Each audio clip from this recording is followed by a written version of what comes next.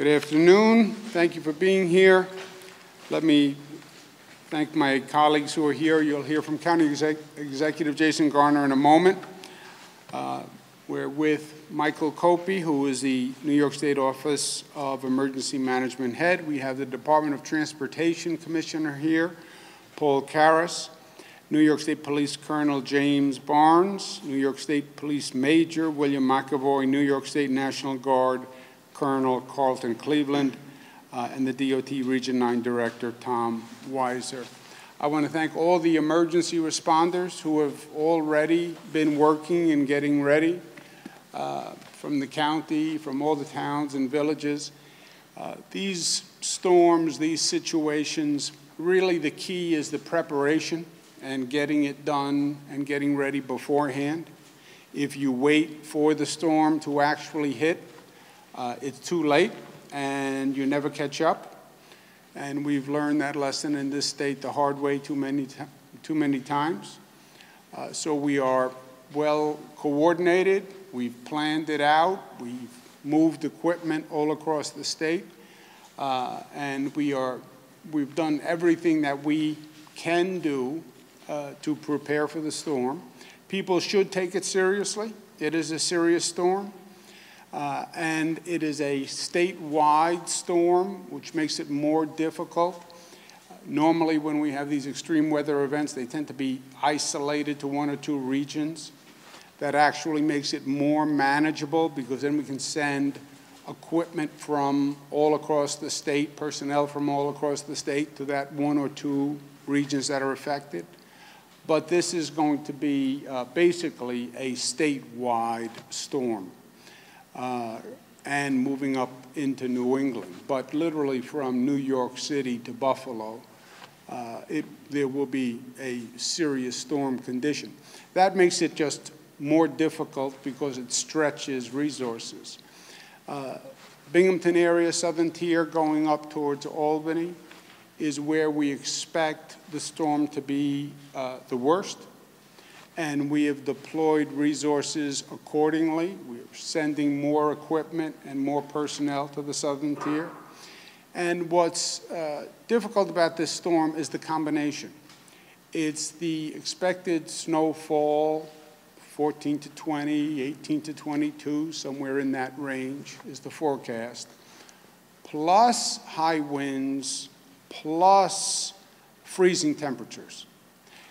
And that's what makes it difficult, is the combination. The snowfall plus the high wind plus temperatures that could be -5 to -15 degrees, again, according to the forecast. So that combination is dangerous. In terms of trying to prepare and stay ahead of it, we have issued a bus and tractor-trailer ban that goes into effect 3 o'clock today. The affected roads, the truckers, and the bus companies should check, but it's I-88, it's 86, 81, 84, 684, 99, 90, all the major thoroughfares. And we've given the trucking companies and the bus companies advance notice so they don't deploy trucks to those roadways. One of the complicating factors is you have one tractor trailer that jackknifes, that stops everything. You have one or two cars that get stuck on the road, that stops everything. So the truck ban plus help from the people of New York. If you don't have to be out, don't be out. I know it sounds simple, but I can't tell you the amount of confusion and danger that can be caused by one or two cars that go out and get stuck. And then everything backs up. The plows can't get there, ambulances can't move. So that is a recurring problem. And that's just diligence on the part of people.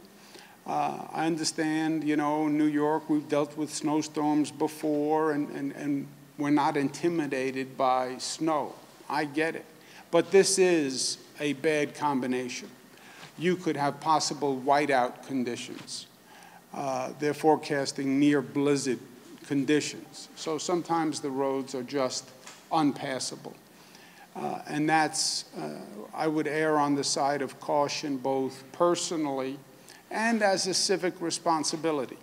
All the people you see behind me, they're going to be working all through the night, all through tomorrow, to keep the roads clear, prepare the roads, moving vehicles. We want them to be able to do their job. And we don't want to make their job harder or more difficult by compounding the problem. And that's why we ask everybody to use some diligence. We've been working with the county, and I want to applaud and thank the county executive, Jason Garner, who's done a great job, and his team. You know, they talk about governmental coordination. Sounds simple, governmental coordination. It's almost an oxymoron. You know, it's hard to get all these different agencies and all these different people to actually work together. But with Mr. Garner's leadership, it has worked very, very well. So the bad news is we're expecting the southern tier, Binghamton area, to be one of the hardest hit, if not the hardest hit areas in the state by the storm. Good news is we've done the preparation, we've deployed all the equipment, we've done everything we can. At the end of the day, Mother Nature does what she wants to do. She wins every time, but we've also done everything that we can do to get ready for it. With that, I'll turn it over to the county executive, and then any questions you have, we'll take. Thank you, Governor. It's good to welcome Governor Cuomo back to Broome County. I also want to acknowledge a couple of people that are in the room. Town of Kirkwood Supervisor Gordy Niffen and our Broome County Office of Emergency Services Director Mike Panicello, who's really been helping us coordinate this storm. The Governor is a friend and a champion for Broome County, and he's there for us when we need him, especially in the face of the kind of extreme weather we are facing this weekend. He understands the challenges we face and works with us to make sure we have what we need. Hurricane Stella 2017, 30 inches of snow, he was here for us. Last year, in those really dangerous flash flooding just over the road, he was here for us. And today, he once again has our back. New York State is providing the resources and the personnel we need as we face this very dangerous storm. We are working together closely to ensure that all the preparations are underway, and we will do everything we can to keep our communities safe. And I want to thank our crews and first responders, everybody standing behind me. Many of you are here today. On behalf of the entire Broome County community, we thank you for everything you are doing to keep our communities safe. And as the Governor said, I also want to take this opportunity to encourage all of our residents to use extreme caution while driving and avoid traveling when possible during this very heavy period of snow that we're going to see starting this afternoon and into early tomorrow. It's going to be very frigid temperatures, very reduced visibility. We implore you just to use extreme caution and be safe. Thank you very much, and thank you once again, Governor Cuomo, for being here for Broome County. Thank you. Thank you. And again, thank all the men and women who are actually going to be out there starting tonight. This is a long few days for everyone, but it's the longest few days for our first responders and our people who are keeping the road safe. Any questions for myself or the county executive or anyone else?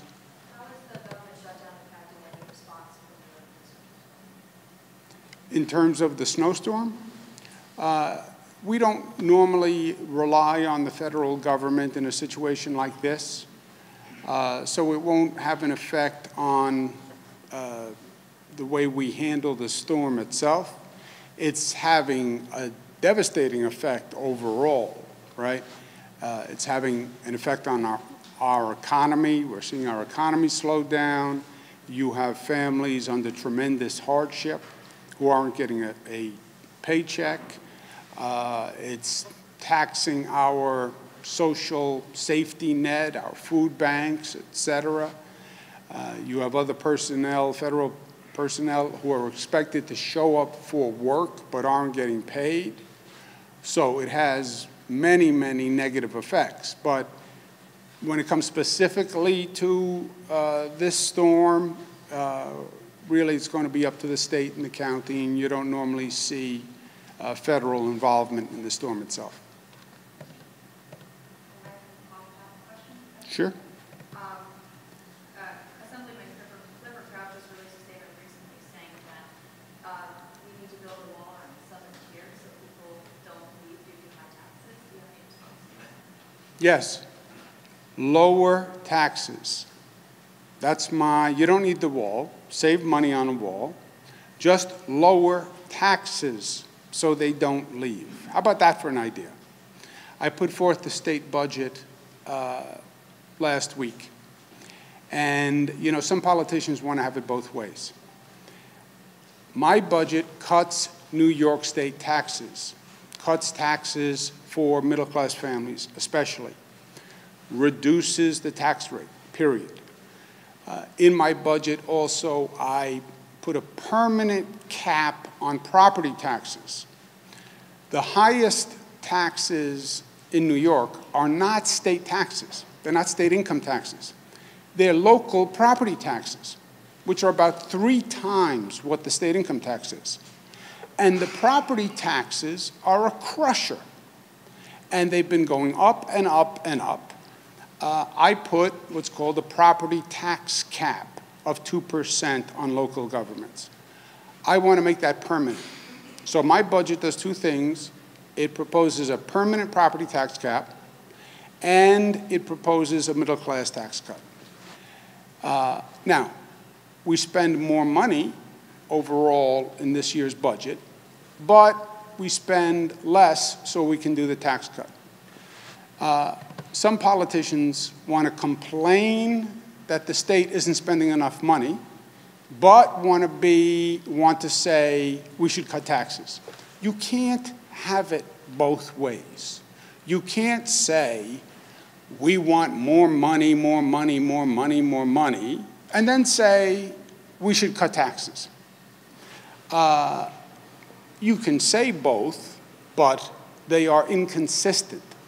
You cannot eat whatever you want, whenever you want to eat it, and lose weight. You can't do both. It would be very nice if you could, but you really, really can't. People can tell you, yes, you can eat whatever you want, and you're still going to lose weight. Question those people. You can't have politicians say, oh, the state is cutting this, the state is cutting that, but I want lower taxes. The only way you get lower taxes is by controlling spending. And a politician who tells you, I want to complain that the state isn't spending enough, and I want to advocate that the state should cut taxes, you can't do both. Pick one or pick the other. Either say, I think we should spend more, which means we should tax more, or say we should get spending under control and actually cut taxes. I have cut taxes every year, and our taxes are lower today for every New Yorker than the day I walked into the job.